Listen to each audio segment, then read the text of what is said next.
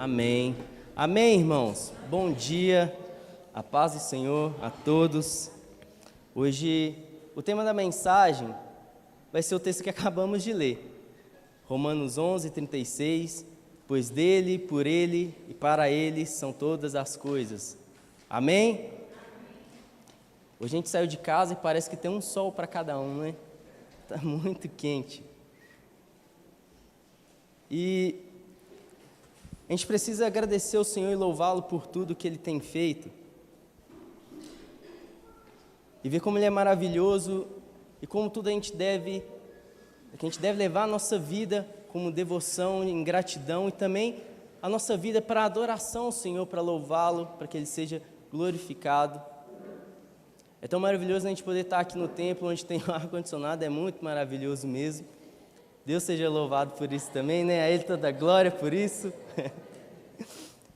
Irmãos, hoje vou trazer uma mensagem.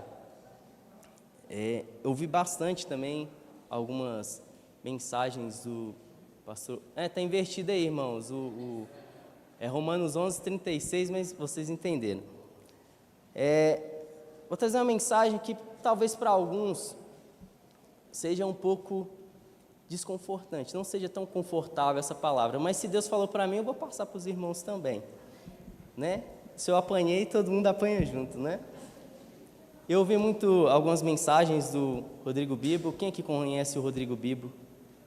Pouca gente conhece o Rodrigo Bibo, então eu te aconselho muito a buscar conhecê-lo. Ele é um teólogo. Se tiver como, Samuel, tem como projetar um dos livros dele? O livro chama O Deus que Destrói Sonhos. Se não tiver como, não precisa preocupar. Mas é um dos livros dele, eu ia trazer hoje, só que acabei esquecendo. É um livro muito bom, irmãos, principalmente para os jovens, porque ele tem uma linguagem muito jovial. É um livro muito fácil de ler e é muito bom quando a gente termina um livro, né, irmãos? Fica a sensação, terminei um livro e dá um sentimento de satisfação muito grande. Então eu super recomendo esse livro para vocês, não estou ganhando nenhum real por isso, mas é porque é um teólogo muito bíblico. E esse livro, O Deus que Destrói Sonhos, ele desconstrói muito essa teologia da prosperidade, tanto financeira quanto emocional. E eu gosto muito do Rodrigo Bibo, muito por causa disso. Acho que a gente pensa muito igual a respeito disso, a gente tem uma certa giriza a respeito dessa teologia da prosperidade, e eu fico muito feliz, e os irmãos têm que valorizar muito, não porque eu sou dessa igreja, mas aqui nesse púlpito nunca houve uma mensagem assim, mensagens bíblicas, mensagens que a gente volta para casa, a gente se sente saciado com a palavra de Deus, amém? É esse o livro, O Deus que Destrói Sonhos, bem jovial, né? Então, pais, comprem para os seus filhos. Se os filhos não conhecem ainda, busquem conhecer. Ele tem um podcast também, que é o BTcast, então com assuntos de teologia, algumas dúvidas que os jovens têm, adultos também, algumas dúvidas que a gente escuta aqui na escola dominical, não é mesmo? Ele trata de forma muito sábia esses assuntos e com a linguagem muito fácil de compreender. Então fica aí a recomendação para vocês. E voltando para a nossa mensagem, eu recomendei porque tem tudo a ver com a mensagem hoje, irmãos. É uma mensagem, assim como ele mesmo diz, Rodrigo Bibo diz, né? Uma mensagem desmotivacional aqui para vocês. Então fiquem super felizes com isso. Vamos ler, a começar de Romanos 9. Para falar a verdade, eu estou muito tentado a ler os 3 capítulos com vocês, capítulo 9, 10 e 11. Mas eu vou ler alguns trechos do capítulo 9, do capítulo 10, mas o capítulo 11 eu vou ler ele inteiro com vocês, amém? Então no capítulo 9, a gente vai ler a partir do verso 10, que só para vocês entenderem, esses 3 capítulos, 9, 10 e 11 do livro de Romanos, o apóstolo Paulo, ele vai destringir, vai abranger e falar com muito fundamento sobre a soberania do nosso Deus. E por que esse tipo de mensagem, irmãos? Não por causa da nossa igreja, mas assim como a gente tem muita facilidade de pesquisar e buscar muitas informações, também é assim com no YouTube também no meio cristão. Então, da mesma forma que eu indiquei para vocês Rodrigo Bibo, eu conheci através de podcast no YouTube. Então, a gente pode conhecer muitas outras pessoas também. A gente pode ouvir muitos outros tipos de mensagens também. Eu não vejo isso de forma ruim, porque se existe uma maneira de propagar o Evangelho, deve ser usada. Só que a gente precisa saber usar. E a mensagem de hoje é justamente para poder blindar o seu coração, porque nem tudo que a gente ouve, seja no YouTube, seja onde for, nem tudo que é usado o rótulo gospel, ou crente, ou cristão, nem tudo é bom, irmãos. A gente precisa saber filtrar essas coisas também. E é por isso que a gente precisa ler a palavra de Deus e ter uma boa base bíblica, porque quando você ouvir uma besteira, você vai saber, olha, isso aqui está fora. Assim como os bereanos, ao ouvir Paulo pregar, depois que ele pregava, eles chegavam em casa e conferia tudo o que ele estava falando, se era verídico ou não, se tinha base bíblica ou não. E preocupado com tanta coisa que tem aí no YouTube, tanta coisa que tem na internet, isso dizendo no meio gospel, com tantas mensagens, e hoje a gente está vivendo em uma onda assim, coach, não é mesmo? Então, existem muitas mensagens hoje muito motivacionais, que inflam o ego do ser humano, que vai dizer que você merece, que você é mais que vencedor. Quem nunca ouviu isso aqui, irmãos? Todo mundo já ouviu. Que você é especial. Alguns vão dizer até, né, que trata você mais especial do que Jesus até, que você é o centro. Mas eu quero dizer que você não é o centro de nada. E a gente precisa lembrar que Cristo é o centro de tudo. E é isso que Paulo vai narrar nesses 3 capítulos. Por isso que eu fiquei muito tentado em ler todos com vocês, mas para não ficar maçante, eu vou ler alguns do capítulo 9, tá bom? Capítulo 9 de Romanos, a partir do verso 10.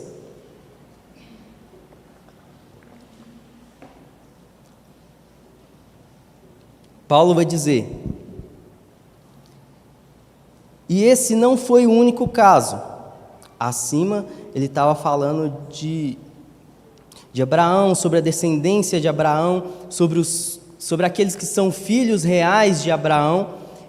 E no verso 10 ele vai dizer: e esse não foi o único caso, também os filhos de Rebeca tiveram o mesmo pai, nosso pai Isaque. Todavia, antes que os gêmeos nascessem ou fizessem qualquer coisa boa ou má, a fim de que o propósito de Deus conforme a eleição permanecesse, não por obras, mas por aquele que chama, foi dito a ela: o mais velho servirá ao mais novo, como está escrito: amei Jacó, mas rejeitei Esaú. Verso 14. E então, que diremos? Acaso Deus é injusto? De maneira nenhuma. Pois ele diz a Moisés: terei misericórdia de quem eu quiser ter misericórdia, e terei compaixão de quem eu quiser ter compaixão. Verso 16. Portanto, isso não depende do desejo ou do esforço humano, mas da misericórdia de Deus, pois a Escritura diz ao faraó: eu o levantei exatamente com este propósito, mostrar em você o meu poder, e para que o meu nome seja proclamado em toda a terra. Portanto, Deus tem misericórdia de quem Ele quer e endurece a quem Ele quer. Amém? Então, só para os irmãos ficarem um pouco mais tranquilos com essa mensagem, quando a gente também vai ler no Êxodo, no Pentateuco, quando Deus vai dizer quando as Escrituras vai dizer que Deus endureceu o coração de Faraó, e como a gente vai ver aqui nos textos também que vai dizer que Ele endurece o coração de quem Ele quer e tem misericórdia de quem Ele quer, irmãos, Ele é soberano e faz o que Ele quiser. E às vezes a gente tem dificuldade de compreender a soberania de Deus, porque mesmo sabendo que Jesus é o centro, a gente acaba se colocando no centro de todas as coisas. E por isso que às vezes essa mensagem é muito desmotivacional. Às vezes é ruim a gente ouvir esse tipo de coisa, mas é porque isso trata diretamente com o nosso ego. Mas a palavra de Deus, quando diz que ele endureceu o coração de Faraó, irmãos, lembre-se que o nosso Deus, ele é um Deus que conhece todas as coisas. Ele é um Deus onisciente, onipotente. Então ele sabe de tudo, ele sabe que apesar da sua misericórdia, talvez Faraó não se rendesse aos pés dele. Então ele sabe de todas essas coisas. Por isso ele pode fazer o que ele bem entender. Ele pode fazer o que ele quiser fazer. Ele é Deus. Nós somos os servos e ele é o Senhor.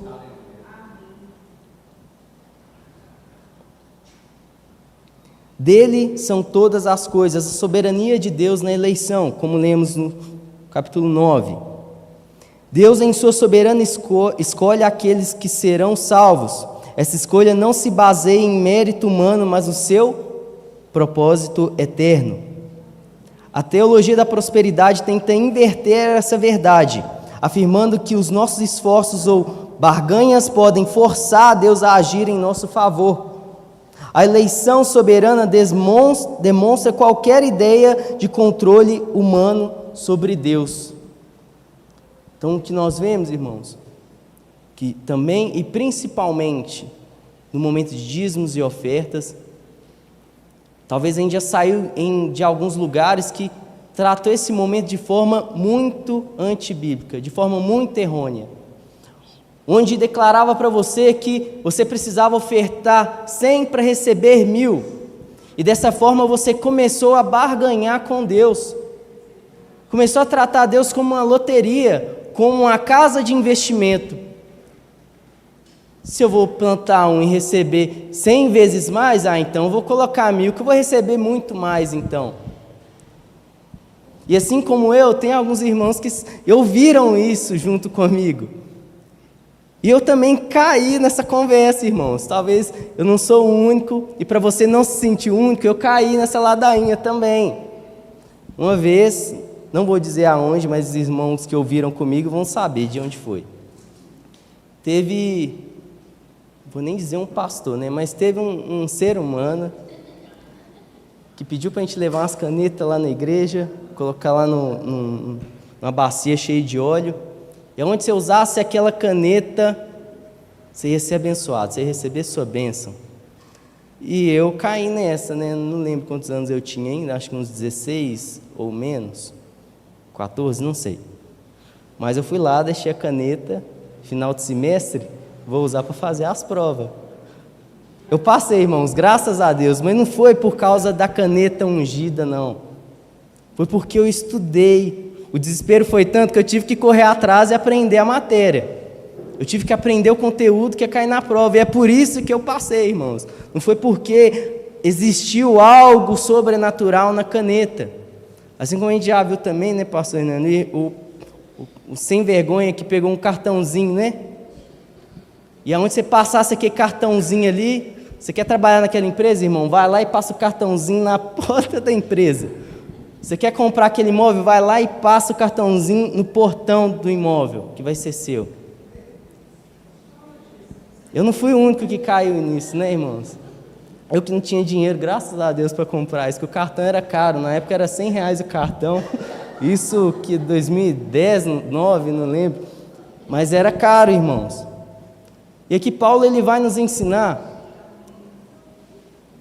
que se a gente aprender e conhecer quem é verdadeiramente o nosso Deus, a gente não vai cair nessa ladainha mais, irmãos. A gente não vai cair nesse tipo de conversa mais. Por isso também que é importante você ler a palavra de Deus. Uma vez eu fui fazer uma entrevista para fazer um curso de inglês, que eu nunca comecei ainda. Eu não sei porque tem essa entrevista, mas teve. E o rapaz estava me entrevistando, ele perguntou se eu era cristão, ou ele percebeu que eu era cristão. Ele começou a questionar algumas coisas da Bíblia. Então ele me perguntou, por que você lê a Bíblia? Eu falei, olha, um dos motivos para ler a Bíblia é para eu não ser enganado. Eu vou ler, e se alguém me falar algo diferente do que está escrito, eu vou saber se é verdade ou se é mentira. Aí depois, quando ele passou lá em casa para receber, ele apareceu com a Bíblia. Ele, comprei essa Bíblia aqui. Agora, se ele foi sincero ou não, eu não sei, irmãos. Eu fiquei na dúvida, assim, ele comprou a Bíblia para me convencer e continuar no curso. quis fazer uma média comigo. Mas se é verdade ou não, ele vai tratar com Deus. Ele se resolve com Deus. Mas pelo menos a Bíblia ele comprou. Espero que esteja lendo. E a gente precisa ler também por isso, irmãos. Porque toda vez que a gente ouvir um tipo de mensagem que vai massagear o seu ego, que vai falar que você é a menina dos olhos de Deus, que você é especial, ou como você é especial, você vai começar a lembrar que, opa, tem alguma coisa de errado aqui. E percebe que esse tipo de mensagem vem de forma bem sutil. A princípio parece que está tudo certo, a princípio parece que está tudo bíblico, e a gente vai se deixando levar, às vezes até pelo fundo musical. Não estou falando que isso é errado não, tá, irmãos? Mas eles programam todo um ambiente, planejam todo um ambiente para começar a te envolver e a te emocionar. Misericórdia, né? Mas é o que acontece. Paulo não está mostrando para você, para mim, para você, que o nosso Deus é um Deus coach. Paulo está mostrando que Ele é um Deus soberano. E que para dizimar e ofertar, a gente não deve fazer isso por barganha, mas por amor, por gratidão a Ele. Amém? No capítulo 10,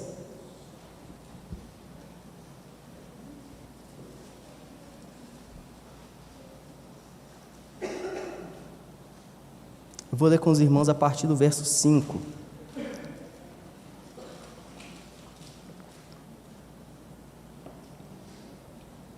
Que diz: Moisés descreve dessa forma a justiça que vem da lei. O homem que fizer essas coisas viverá por meio delas. Mas a justiça que vem da fé diz: não diga em seu coração, quem subirá aos céus, isto é, para fazer Cristo descer. Ou quem descerá ao abismo, isto é, para fazer Cristo subir dentre os mortos. Mas o que ela diz? A palavra está perto de você, esta está em sua boca e em seu coração. Isto é, a palavra da fé que temos proclamado. Se você confessar com a sua boca que Jesus é Senhor e crer em seu coração que Deus o ressuscitou dentre os mortos, será salvo. Pois com o coração se crê para a justiça e com a boca se confessa para a salvação. Como diz a Escritura, todo que nele confia jamais será envergonhado. Não há diferença entre judeus e gentios, pois o mesmo Senhor é Senhor de todos e abençoa ricamente todos os que invocam. Porque todo aquele que invocar o nome do Senhor será salvo. Verso 14. Como, pois, invocarão aquele em quem não creram? E como crerão naquele de quem não ouviram falar? E como ouvirão, se não houver quem pregue? E como pregarão, se não forem enviados? Como está escrito: como são belos os pés dos que anunciam as boas novas. Amém? Esse versículo me lembra a mensagem do Senhor, pastor. Eu acho que ficou porque o Senhor fala dos pés do Neymar e ficou na minha cabeça, e toda vez que eu volto isso aqui eu lembro dessa mensagem. Paulo aí vai continuar essa explanação sobre a soberania de Deus. E ele vai começar a mostrar que Israel é um povo escolhido por Deus, e a gente vai ver a partir do capítulo 11, que Israel teve suas mazelas, e por causa dessas mazelas, essa graça chegou até nós. Nós somos os gentios. Amém? E aqui fica para vocês, a partir do verso 14 e o verso 15, 14 e 15 do capítulo 10, quando você sentir aquela crise existencial batendo no seu coração, isso acontece muito com quem está mais novo. Na verdade, acho que não tem idade para isso, né? Porque independente da faixa etária, todos sentem, às vezes em algum momento, uma certa crise existencial. Por que eu estou aqui? Por que eu existo? Por que Deus me fez?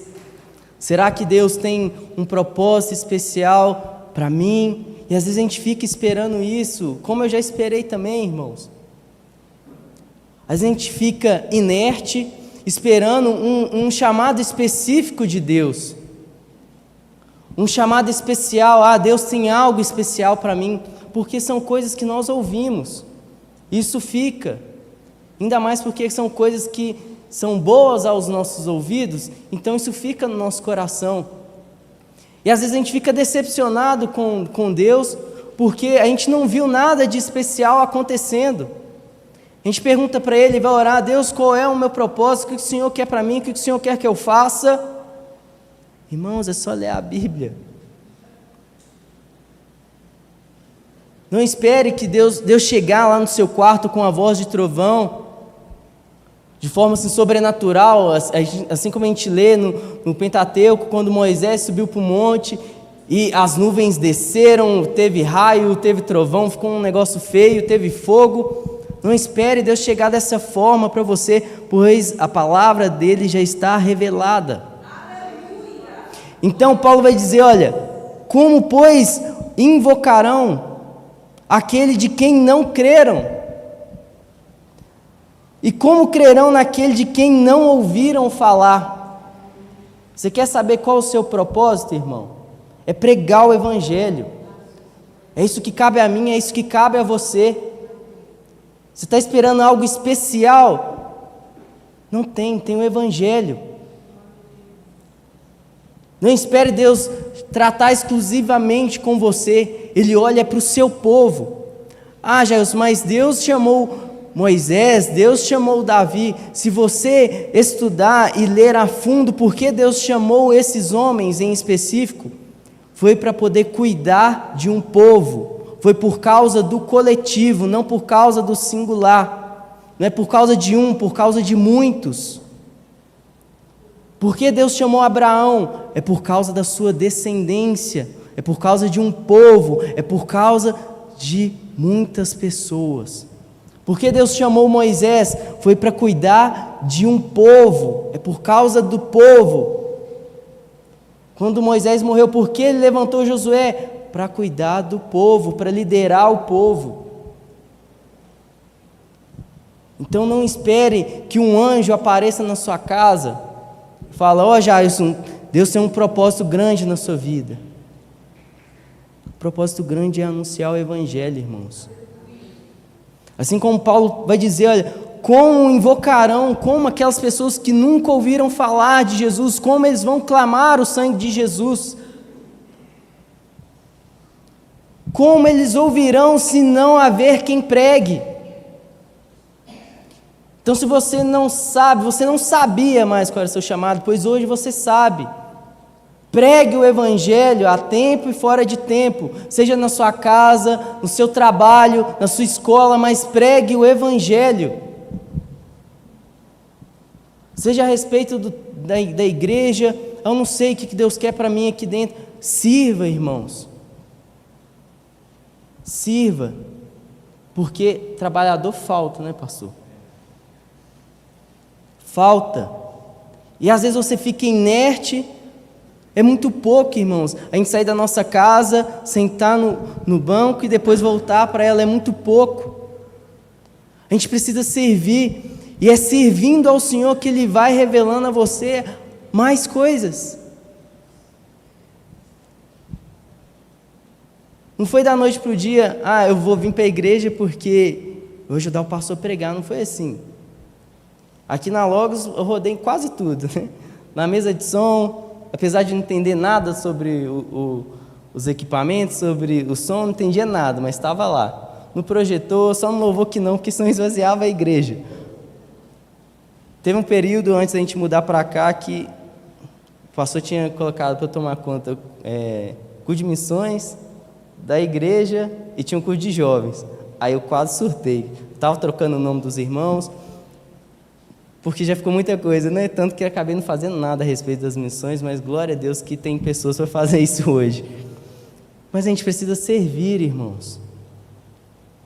Eu louvo a Deus pelos irmãos, o irmão William, que sempre me procura, né? Já sempre se coloca à disposição para me ajudar com jovens e eu vou precisar muito da sua ajuda, pode ter certeza. em todas as outras áreas da igreja, os outros departamentos. O Wellington, gente, tá vendo? Eu falei de trocar o nome dos irmãos, estou trocando ainda. Então, tenha certeza que em qualquer departamento da igreja, está precisando de ajuda, está precisando de pessoas dispostas a servir. E é assim que nós vamos glorificar o nome do Senhor. Tudo isso é para a honra e glória do Senhor, assim como Paulo disse, não é mérito meu, não existe mérito nosso, é tudo para a glória do Senhor, amém? Então repetindo o verso 14, como pois invocarão aquele em quem não creram, e como crerão naquele de quem não ouviram falar, e como ouvirão se não houver quem pregue, e como pregarão se não forem enviados, como está escrito, como são belos os pés dos que anunciam as boas novas. Então, jovem, adolescente, adulto, seja quem for, se existe alguém próximo a você, que sofre por não conhecer Jesus Cristo, é culpa minha e sua, porque nós somos os responsáveis por anunciar Jesus, nós somos os responsáveis por anunciar o Evangelho. E apesar da gente não ser nada, isso é um mérito grandioso, irmãos, que a gente recebeu de Deus, pois os anjos queriam estar no nosso lugar para poder proclamar esse Evangelho, mas Deus escolheu a mim e a você. Mas não pense que você é especial demais a pontuar, se eu não pregar, então ninguém vai pregar. Deus não precisa de você. Ele quer te usar, Ele quer te dar a oportunidade de fazer parte da obra dEle, não é obra minha nem obra sua. Ele quer te dar a oportunidade, o privilégio de ser coparticipante. Mas se você cruzar os braços, depois a gente vai chegar no capítulo 11, você vai entender o que eu estou falando. Mas se você cruzar os braços, eu não vou pregar, eu não vou anunciar o Evangelho, porque Deus precisa de mim. Miserável é aquele que pensar assim, se eu pensar assim, miserável eu sou, porque Ele não depende de mim, eu que dependo dEle. Talvez você já passou por algum momento, e eu já passei por momentos na minha vida, que eu fiquei com raiva de Deus. Mas não está dando nada certo. Ai de nós, irmãos, coitadinho de nós, ficar com raiva de Deus. Você pode ficar com raiva de Deus, mas Ele não está perdendo nada. Você acha que Ele vai entrar em depressão porque você não quer mais ir para a igreja? Você acha que Ele vai ficar profundamente triste porque você não quer mais orar, porque você não quer mais ler a Bíblia? Isso é benefício para mim e para você. Isso não vai fazer Ele ser mais Deus ou menos Deus. Ele é soberano, Ele já é perfeito, irmãos.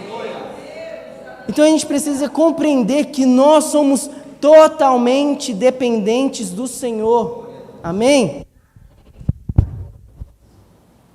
Então o fato da gente proclamar o Evangelho é um ato de graça, é um privilégio, irmãos, então tenha isso, é um privilégio que o seu coração se encha de alegria quando você for falar de Jesus para alguém. Você está recebendo um privilégio, você é um privilegiado por isso. Fique feliz por anunciar as boas novas, principalmente nos dias de hoje, em que as pessoas, por pouca coisa, param de seguir a Jesus, não querem mais saber de Jesus. Anuncie o Evangelho, irmãos, com alegria. E quando você compreender a profundidade desse texto, eu tenho certeza que não vai ser a mesma coisa quando você começar a falar do Evangelho. Você vai se sentir completo. Não fique com medo por falar de Jesus, porque talvez você pense, eu não sei o que falar. O Espírito Santo, Ele vai colocar as palavras na sua boca. Amém? Agora vamos ao capítulo 11. Queria muito chegar aqui.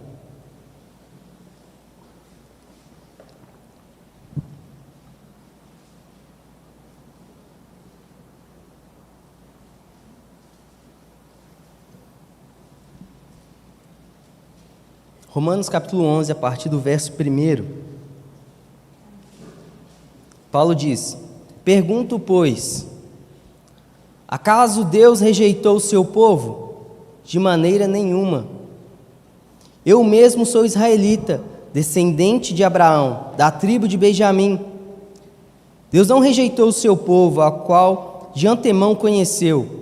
Ou vocês não sabem como Elias clamou a Deus contra Israel, conforme diz as Escrituras? Senhor, mataram os teus profetas e derrubaram os teus altares. Sou o único que sobrou e agora estão procurando matar-me. E qual foi a resposta divina? Reservei para mim 7.000 homens que não dobram os joelhos diante de Baal. Assim, hoje também há um remanescente escolhido pela graça. E se é pela graça, já não é mais pelas obras. Se fosse, a graça já não seria graça. O que dizer então?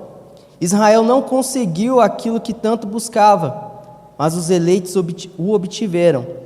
Os demais foram endurecidos, como está escrito.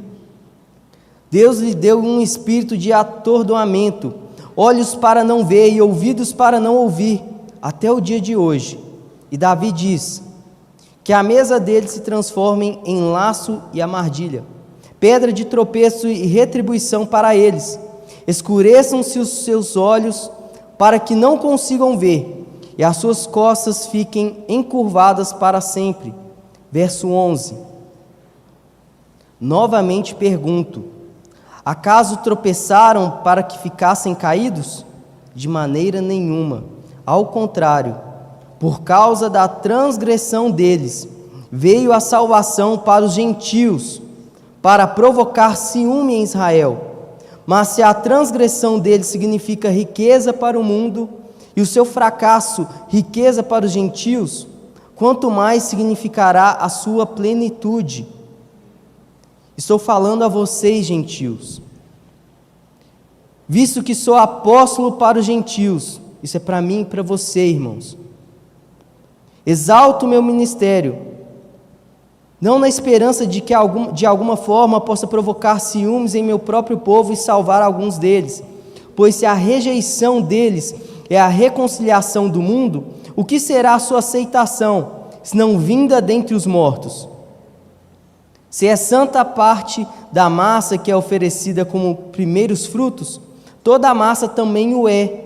Se a raiz é santa, os ramos também o serão. Se alguns ramos foram cortados, e você, sendo oliveira brava, foi enxertado entre os outros, e agora participa da seiva que vem da raiz da oliveira cultivada, não se glorie contra esses ramos.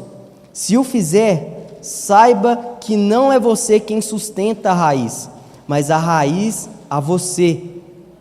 Então você dirá: os ramos foram cortados para que eu os fosse enxertado. Está certo. Eles, porém, foram cortados devido à incredulidade, e você permanecerá pela fé.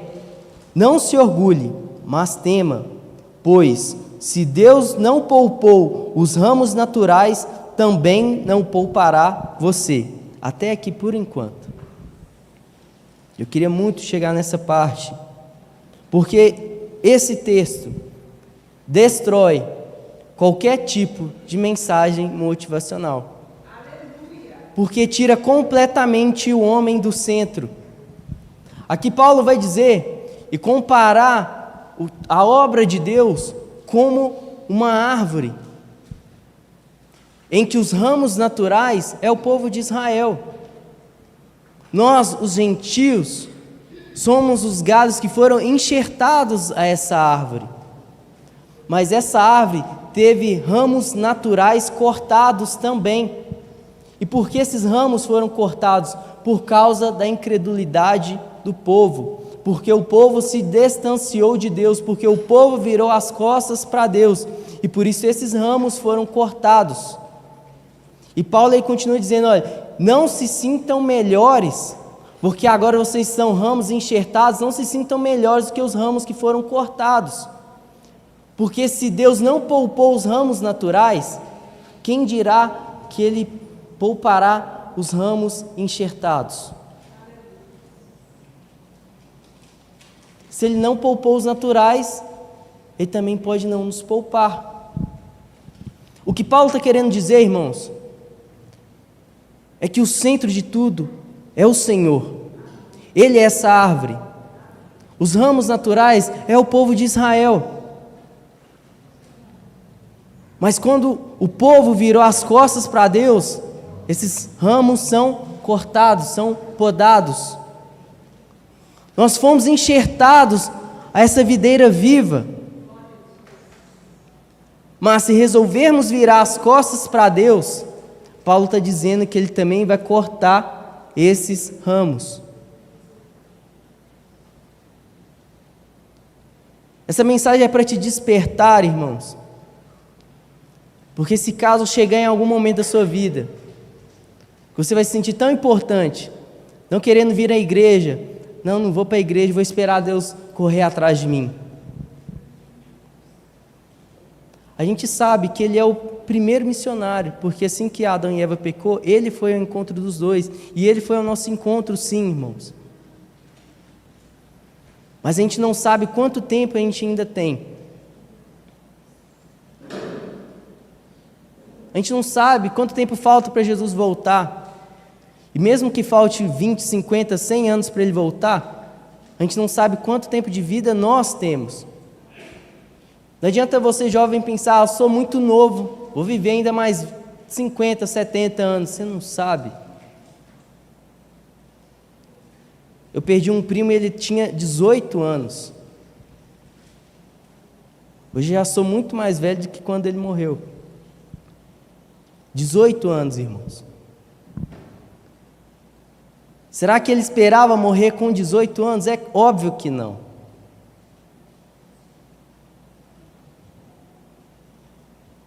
E será que a gente vai ficar brincando com o Senhor a ponto de não levar de forma séria a nossa vida cristã, achando que nós vamos ser, porque aqui dentro, irmãos, é muito fácil a gente ser crente.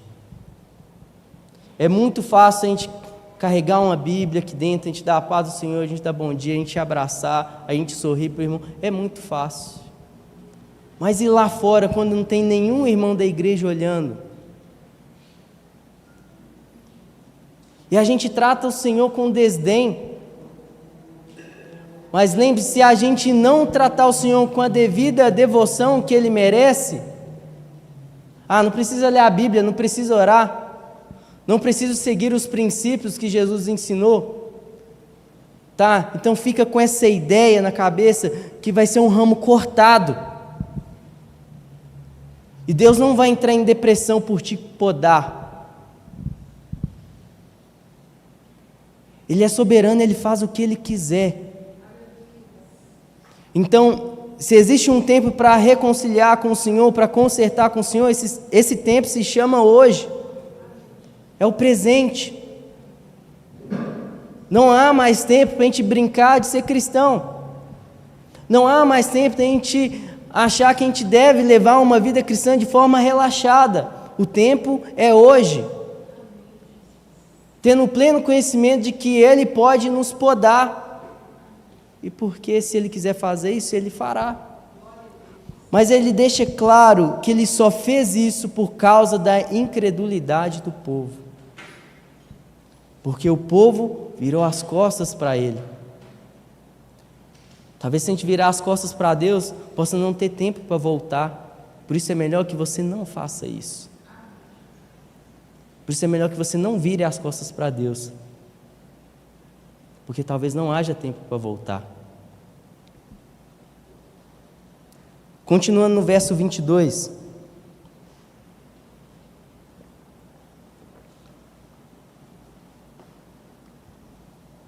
Portanto, considere a bondade e a severidade de Deus, severidade para com aqueles que caíram, mas bondade para com vocês, desde que permaneça na bondade dele. Entendeu? Desde que permaneça na bondade dele. De outra forma, você também será cortado. E quanto a eles, se não continuarem na incredulidade, serão enxertados, pois Deus é capaz de enxertá-los outra vez. Afinal de contas, se você foi cortado de uma oliveira brava por natureza e de maneira antinatural foi enxertado noutra oliveira cultivada, quanto mais serão enxertados os ramos naturais em sua própria oliveira? Irmãos, não quero que ignorem este ministério, para que não se tornem presunçosos. Israel experimentou um endurecimento em parte, até que chegue a plenitude dos gentios. E assim, todo Israel será como está escrito: virá de Sião o Redentor, que desviará de Jacó a impiedade. E esta é a minha aliança com eles, quando eu remover os seus pecados. Verso 28. Quanto ao Evangelho, eles são inimigos por causa de vocês, mas quanto à eleição, são amados por causa dos patriarcas, pois os dons e o chamado de Deus são irrevogáveis, assim como vocês, que antes eram desobedientes a Deus, mas agora receberam misericórdia, graça e a desobediência deles, assim também agora eles se tornarão desobedientes, a fim de que também recebam agora misericórdia, graça à misericórdia de Deus para com vocês. Pois Deus colocou todos sob a desobediência, para exercer misericórdia para com todos. E agora, nós vamos entrar no verso 33, que depois de Paulo mostrar para os gentios a plenitude do Senhor, ele declara um louvor ao Senhor, que talvez vai ser até difícil para você ler sem cantar, porque isso lembra uma canção que é justamente do verso 33 ao 36. Ó profundidade da sabedoria e do conhecimento de Deus, quão insondáveis são os seus juízos, inescrutáveis os seus caminhos. Quem conheceu a mente do Senhor? Ou quem foi o seu conselheiro? Quem primeiro lhe deu para que ele o recompense? Pois dele, por ele e para ele são todas as coisas.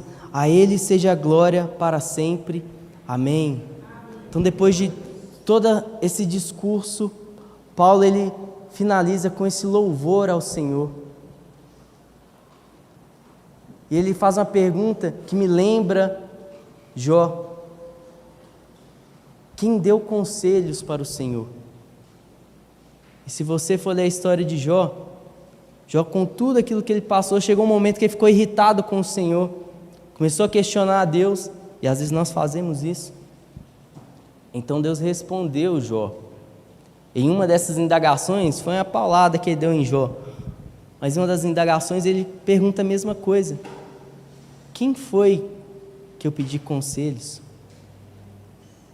Ele não precisa pedir conselhos a ninguém, irmãos. Não existe ninguém acima dele. E para finalizar, eu quero ler com vocês Colossenses.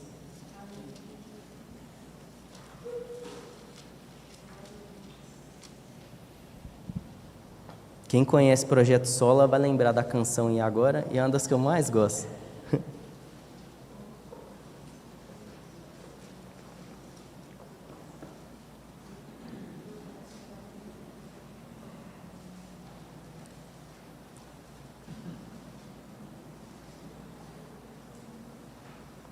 A partir do verso 15 até o verso 20, também Paulo dizendo, Colossenses capítulo 1, perdão, irmãos, capítulo 1, verso 15,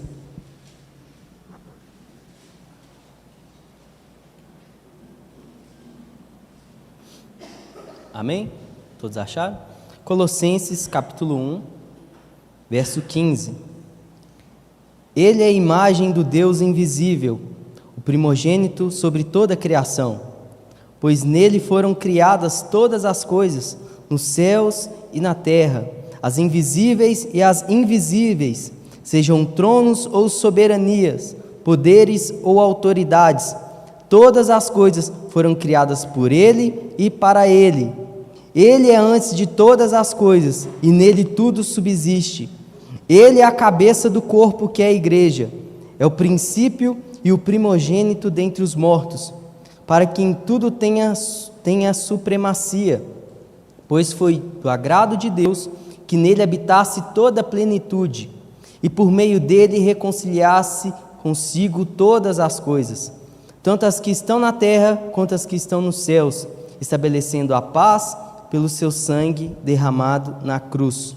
E eu volto para finalizar no verso 16, no final do verso 16, que vai dizer: todas as coisas foram criadas por ele e para ele. Então, tudo que nós conhecemos, irmãos, a minha vida, a sua vida, o planeta, as coisas belas que nós vemos, isso não foi criado para mim e para você. A Bíblia deixa bem claro que Ele criou tudo, foi criado por Ele e foi criado para Ele. Jesus é o centro de tudo. Quero te pedir para fechar os olhos.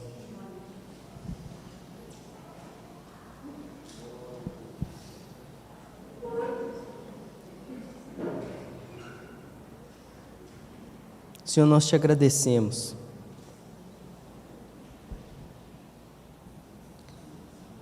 pela Tua palavra, que já foi revelada a nós.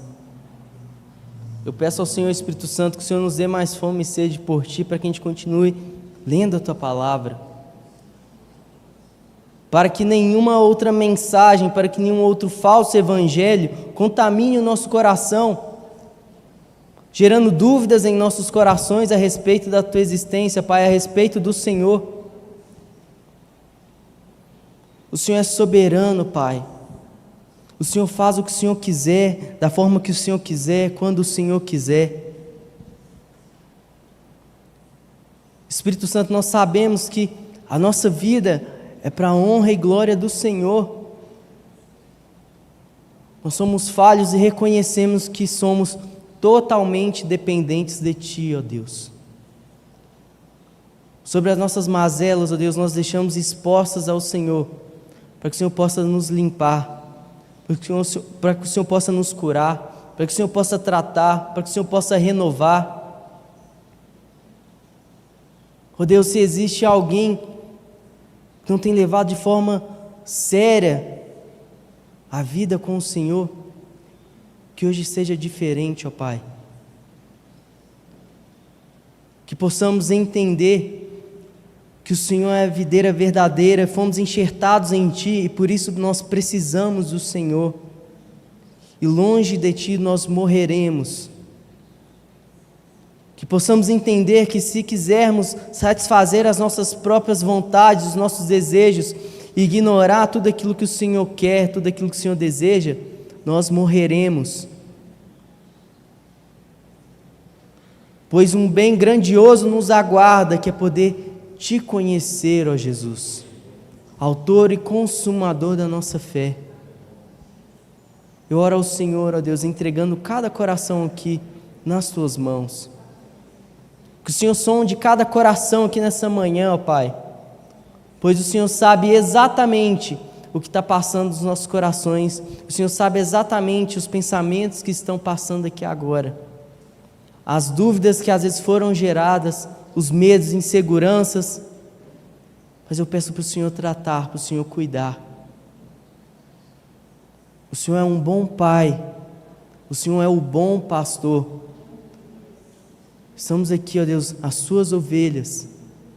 Perdoa-nos, ó Pai, por viver de forma indiferente ao Teu Evangelho, à Tua palavra, aos Seus princípios. Que essa manhã seja a manhã de reconciliação com o Senhor. Que o Senhor venha restaurar sonhos, que o Senhor venha restaurar ministérios. Que o Senhor venha nos encher com a Tua presença, Pai. Que a gente venha se envergonhar, porque nós não merecemos o Teu amor, não merecemos a Tua graça, mas nós Te louvamos porque o Senhor escolheu nos amar, ó Pai. Essa é a nossa oração no nome de Jesus. Amém.